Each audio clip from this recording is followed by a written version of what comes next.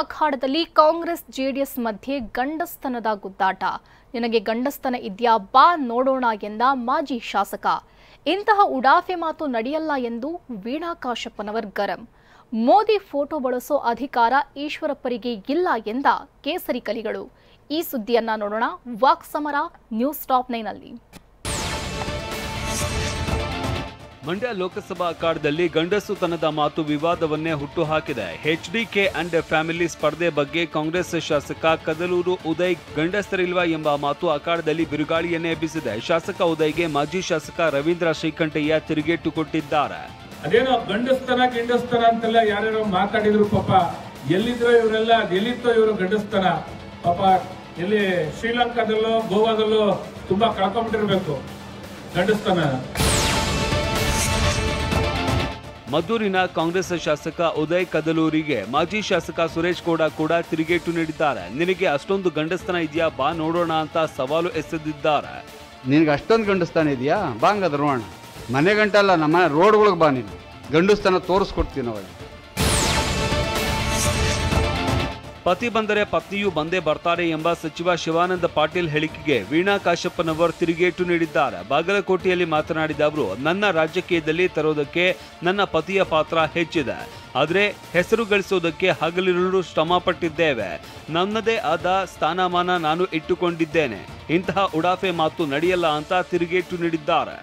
ನನ್ನ ಪತಿಯವರು ಇವತ್ತು ರಾಜಕೀಯ ತರದಲ್ಲಿ ಪ್ರಮುಖ ಪಾತ್ರ ವಹಿಸಿದ್ದಾರೆ. ಅದಾದ ನಂತರ ನನ್ನದೇ ಆದಂಥ ಹೆಸರನ್ನು ಗಳಿಸೋದಕ್ಕೆ ಹಗಲಿರುಳು ಶ್ರಮ ಪಟ್ಟಿದ್ದೀನಿ. ನನ್ನದೇ ಆದಂಥ ಜನರಿದ್ದಾರೆ, ನನ್ನದೇ ಆದಂಥ ಅಭಿಮಾನಿಗಳಿದ್ದಾರೆ. ಎಸ್ ಟಿ ಸೋಮಶೇಖರ್ ಕಾಂಗ್ರೆಸ್ ಪಕ್ಷಕ್ಕೆ ಬೆಂಬಲ ನೀಡುತ್ತಾ ಇರೋದಕ್ಕೆ ಶಾಸಕ ಯತ್ನಾಳ್ ಕಿಡಿಕಾರಿದ್ದಾರೆ. ವಿಜಯಪುರದಲ್ಲಿ ಮಾತನಾಡಿದ ಅವರು, ನಿಮ್ಮ ಜೀವನದಲ್ಲಿ ಎಂದೂ ಮಂತ್ರಿ ಆಗ್ತಾ ಇರಲಿಲ್ಲ. ನೀವು ಬಿಜೆಪಿಗೆ ಬಂದಿದ್ದಕ್ಕೆ ಆಯ್ತು. ನಿಮಗೆ ಬಿಜೆಪಿಯಿಂದ ಸಹಿತ ಉಪಕಾರ ಆಗಿದೆ ಅಂತ ತಿರುಗೇಟು ನೀಡಿದ್ದಾರೆ. ಬಿಜೆಪಿದಿಂದ MLA ಆಗಿರಿ, ಬಿಜೆಪಿದಿಂದ ಮಂತ್ರಿ ಆಗಿರಿ. ಭಾರತೀಯ ಜನತಾ ಪಾರ್ಟಿ ನಿಮ್ಮ ಜೀವನದಾಗ ಎಂದೂ ಮಂತ್ರಿ ಆಗ್ತಿರ್ಲಿಲ್ಲ. ನಿಮ್ಮದು ಉಪಕಾರ ಇದೆ. ನೀವು ಬಂದಿದ್ರೆ ಬಿಜೆಪಿ ಸರ್ಕಾರ ಆಗಿದೆ, ಅದನ್ನು ಅಲ್ಲಗಳಿದಿಲ್ಲ. ಗಣಿ ಮಾಲೀಕರಿಂದ ಮಾಜಿ MLC ಮರಿತಿಬ್ಬೇಗೌಡ ಚುನಾವಣಾ ವೆಚ್ಚಕ್ಕೆ ಹಣ ವಸೂಲಿ ಮಾಡಿದ್ದಾರೆ ಅಂತ ಜೆಡಿಎಸ್ ಮಾಜಿ ಶಾಸಕ ಸುರೇಶ್ ಗೌಡ ಆರೋಪಿಸಿದ್ದಾರೆ. ಮಂಡ್ಯದಲ್ಲಿ ಮಾತನಾಡಿದ ಅವರು, ಗಣಿ ಮತ್ತು ಭೂವಿಜ್ಞಾನ ಅಧಿಕಾರಿಗಳಿಂದ 15 ಲಕ್ಷ ಫಂಡ್ ಕಲೆಕ್ಟ್ ಮಾಡಿದ್ದಾರೆ ಅಂತ ಆರೋಪಿಸಿದ್ದಾರೆ. ಅಧಿಕಾರಿಗಳಿಗೆ ಕ್ವಾರಿಗಳನ್ನ ಯಾರ್ಯಾರು ಗಣಿಗಾರಿಕೆ ಮಾಡ್ತಾರೆ ಅವ್ರಿಗೆ ಫೋನ್ ಮಾಡಿ 15 ಲಕ್ಷ ಒಬ್ಬೊಬ್ಬರಿಗೆ ಚುನಾವಣೆ ಫಂಡ್ ಕೊಡಬೇಕು ಅಂತ.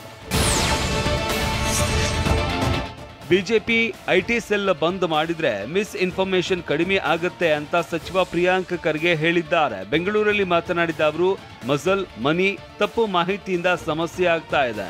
ನಾವು ಭಾರತ ಜೋಡೋ ಎಂದ್ರೆ ಬಿಜೆಪಿಯವರು ಭಾರತ ತೋಡೋ ಅಂತಾರೆ ಅಂತ ಕಿಡಿಕಾರಿದ್ರು.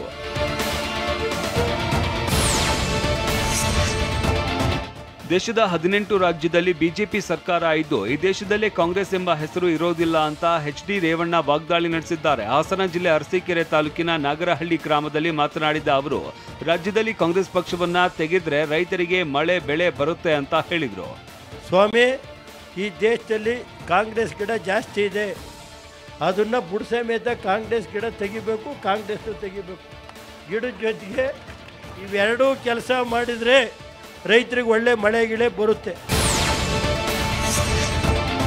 ಮೋದಿ ಫೋಟೋ ಬಳಕೆಗೆ ಮಾಜಿ ಸಚಿವ ಈಶ್ವರಪ್ಪ ಕಿವಿಯೆಟ್ ಸಲ್ಲಿಸಿದ್ದಾರೆ. ಇದಕ್ಕೆ ಬಿಜೆಪಿ ಅಭ್ಯರ್ಥಿ BY ರಾಘವೇಂದ್ರ ಗರಂ ಆಗಿದ್ದಾರೆ. ಶಿವಮೊಗ್ಗದಲ್ಲಿ ಮಾತನಾಡಿದ ಅವರು, ಮೋದಿ ಪಕ್ಷದ ಅಧಿಕೃತ ಅಭ್ಯರ್ಥಿ ನಾನಿದ್ದೇನೆ. ಸ್ವಂತಕ್ಕೋಸ್ಕರ ಹಿಂದುತ್ವ ಬಳಕೆ ಮಾಡ್ಕೊಳ್ತಾ ಇದ್ದಾರೆ. ಇದಕ್ಕೆ ಜನ ತಕ್ಕ ಉತ್ತರ ನೀಡ್ತಾರೆ ಅಂತ ಹೇಳಿದ್ರು. ಆದರೆ ಹಿಂದುತ್ವವನ್ನು ವೈಯಕ್ತಿಕವಾಗಿ ಅನ್ಯಾಯ ಆಗಿದೆ ಅಂತೇಳಿ ಅದನ್ನು ದುರುಪಯೋಗ ಪಡಿಸ್ಕೊಳ್ಳೋಂಥ ಕೆಲಸವನ್ನು ಏನು ಮಾಡ್ತಾ ಇದ್ದಾರೆ, ಅದನ್ನು ಸಾರ್ವಜನಿಕರು ಪ್ರಶ್ನೆಯನ್ನು ಮಾಡ್ತಾ ಇದ್ದಾರೆ.